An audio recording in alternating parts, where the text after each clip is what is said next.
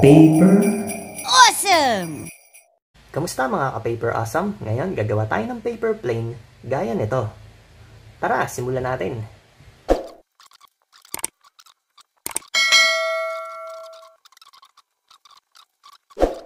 Dapat ang papel natin ay parehaba.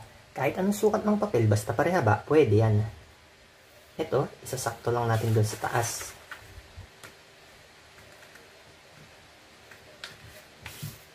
Tiin natin, then balik natin sa dati. Rotate natin ang papel. Ito, ipapantayin natin dito.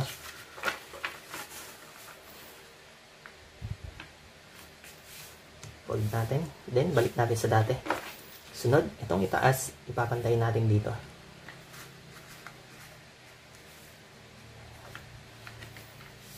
Tingnan lang natin na maayos.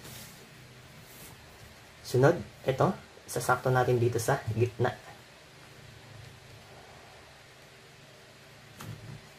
Yan, ganun din itong kabila.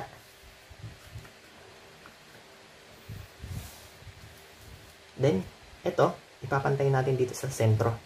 Tagilid natin para madali siyang i-fold. Then, ibalik natin sa dati. Then, ito, isasakto natin dito. Yan. Then, i-fold natin ito palabas. Simula dito, hanggang dito sa may tulis.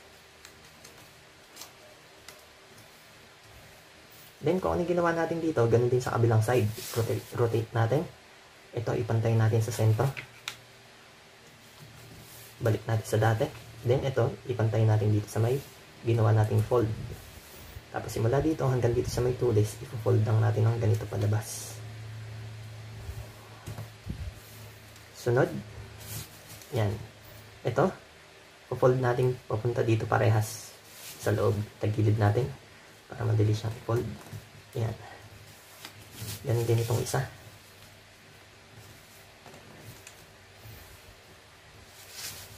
Yan. Then, baligtarin natin ang papel. Itong side na to, ipapantay lang natin doon sa kabilang side. Then, ito, i-fold natin papunta dito sa baba.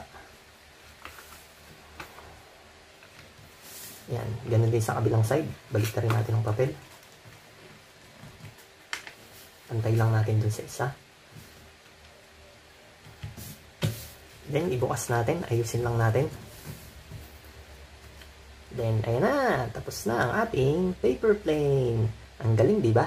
Kaya, hanggang dito na lamang po. Hanggang sa muli. Paalam!